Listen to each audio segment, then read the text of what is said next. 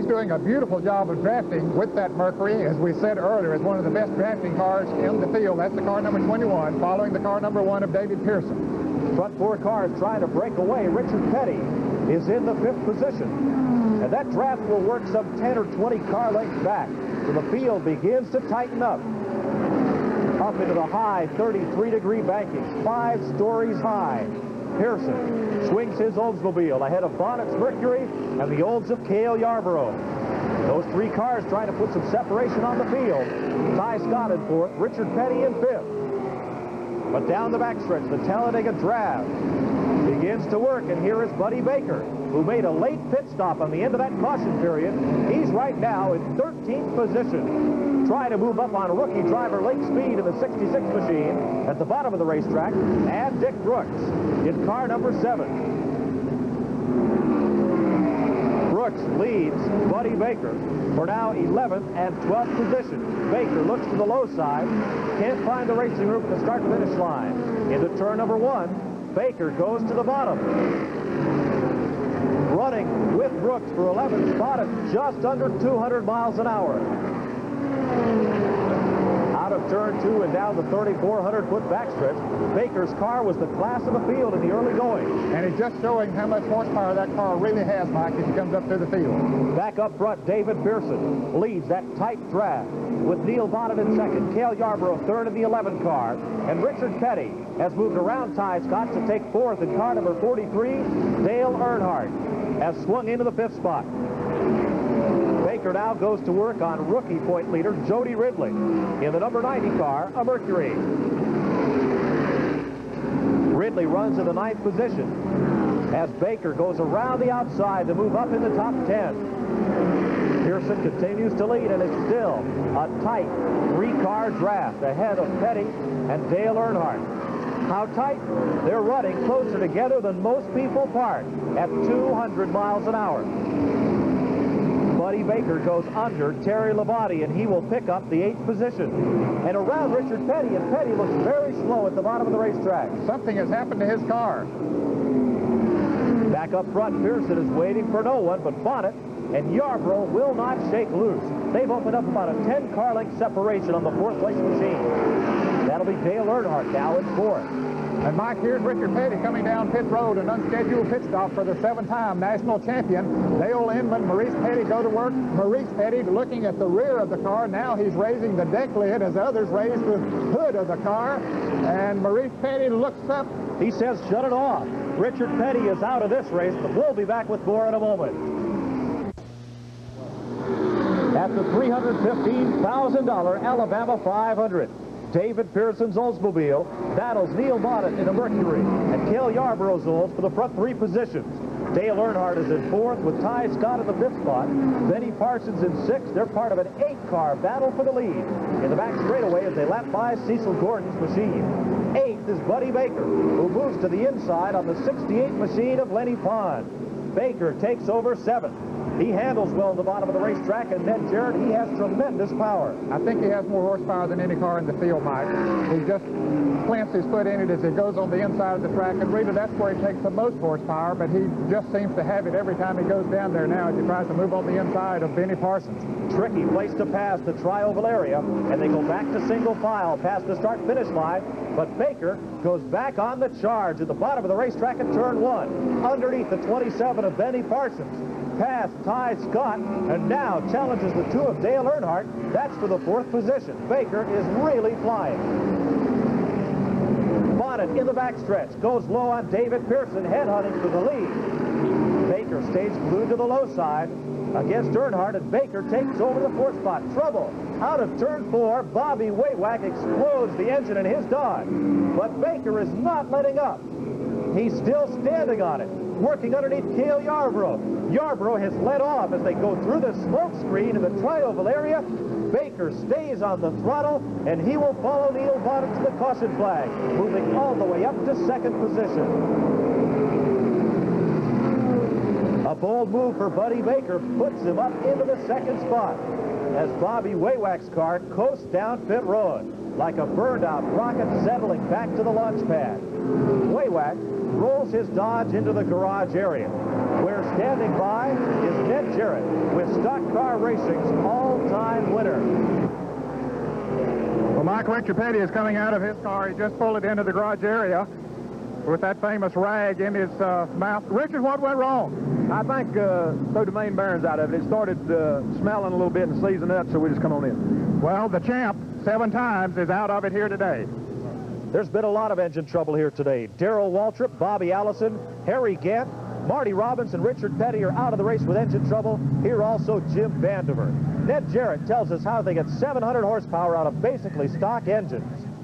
Horsepower is perhaps more important on this racetrack than any because of the high speeds they run here. They get upwards of 700 horsepower out of these racing engines. Your street passenger car might not have over 250. One way that they get that is by reworking the cylinder heads on the engine. This is a stock cylinder head, similar to what you'd have in your street car, and you can see the difference in the intake valve here, the size, and the intake valve on the racing engine. There's also a difference in the combustion area, the size of it, the amount of compression that it has as compared to the stock one. They also do a lot of what they call porting and relieving, in other words, smoothing up where the gasoline flows in and, of course, where the compression comes out.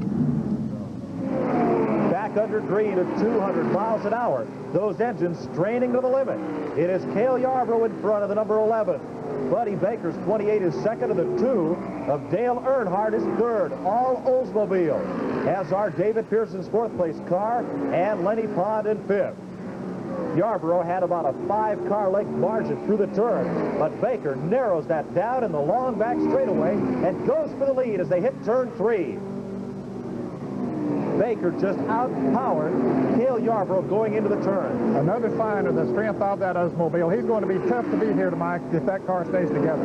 Earlier this year, Baker won the Daytona 500 with this car, the fastest 500-mile race ever run, at over 175 miles an hour average. Dale Earnhardt, riding in second, already has 2 wins this season.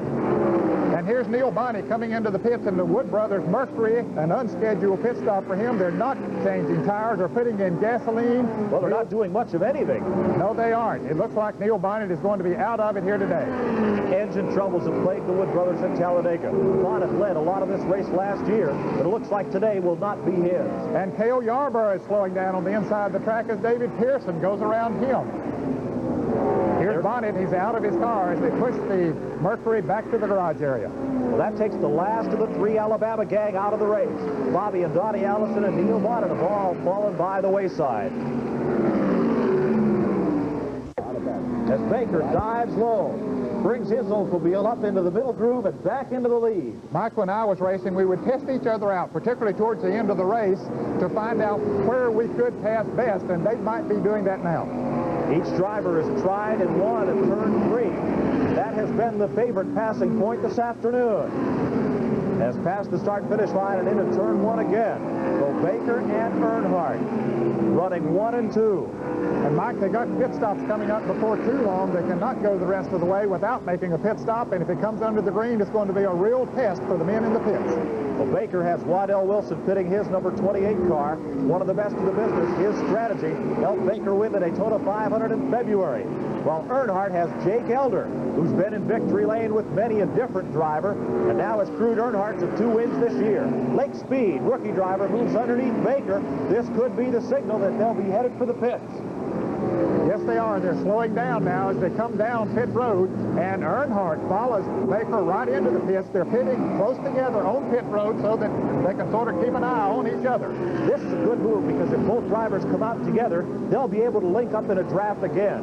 If you get off pit road without benefit of the draft at Talladega, the day might as well be over. And the draft is always a key here. They're changing right side tires on Buddy Baker's car, right side tires on Earnhardt's car. He's already down on that side waiting for them to get the gas filled up so he can move out, and he's away, and they only changed the right side tires on the Dale Earnhardt car. So but Buddy Baker is still on pit road. They're changing all 4 tires on Buddy Baker's car, a strategy move by Waddell Wilson, but will it work? This could be costly as Baker trails Earnhardt by a wide margin. Jake, you only changed the right side tires. Why not all 4? Well, I feel like right now we don't have to change the left side, because right now I believe he can run just as fast with the left side as he can 4 brand new right now. Can you go the rest of the way without another pit stop? Yeah. Jake Elder has made a bold gamble. By giving Earnhardt only 2 tires, he's gained precious seconds on the racetrack. And here's the pole setter, David Pearson, in for what should be his last pit stop. Pit work means time on the racetrack, but also money in the pit crew's pocket, as a separate contest is set up to keep track of the least amount of time any of the top 10 crews can spend on pit road during the race. Buddy Baker, second place car, number 28. He has a lot of ground to make up, but 4 fresh tires to do it with. There's the leader, Dale Earnhardt. Second-year driver, can he hang on to that lead? To Dale Earnhardt. Brass, young second-year driver, has a sizable lead over Buddy Baker. His stop for only 2 tires has put him well ahead of Baker, but Baker has 4 fresh tires and is rapidly running down Dale Earnhardt. After that last round of pit stop, Ned Jarrett is standing by in the pits with Buddy Baker's crew chief. Waddell, Dale Earnhardt chose to change 2 tires. You chose to change all 4. Well, I don't want to take a chance on a driver's life. And right now, you know, we're gaining on it. We've got it from 18 seconds to 8 seconds, so maybe we'll come out ahead, maybe we'll not. But if I had to do it over with, I'd do the same thing again. Ned, theoretically, how much faster should Baker be with 4 fresh tires? On most racetracks, the fresh tires are worth a good half a second a lap. Earnhardt tries to extend his lead, moving past Childress and Cuckoo Marlin.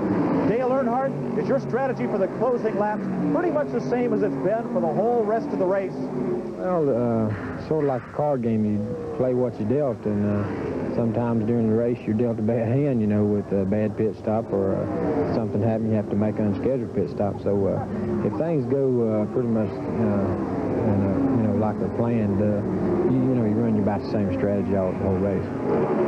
Buddy Baker is indeed reeling in Earnhardt at the rate of about a half a second a lap.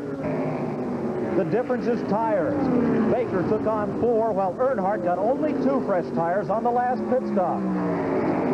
Baker was 18 seconds behind, and now he has closed to within the same straightaway as the leader. As Earnhardt rolls up into turn number 3, Baker is hurtling down the backstretch at over 200 miles an hour. Earlier this morning, Ned Jarrett talked with Buddy Baker and had a chance to ask him, what's your strategy if this all boils down to the last few laps? Well, Ned, main thing is to be at the right place at the right time. There's no real strategy because the cars run so evenly here that the draft plays a big part. And they have now closed to within 15 car lengths. Ned, the difference, part of that must be horsepower. No question about it. Baker has shown a tremendous amount of horsepower all day.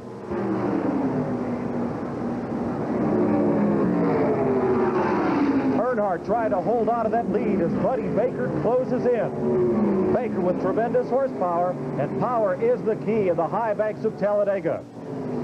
The battle for third, David Pearson, the number 1 car, with Ty Scott and Lenny Pond still very much in the thick of things.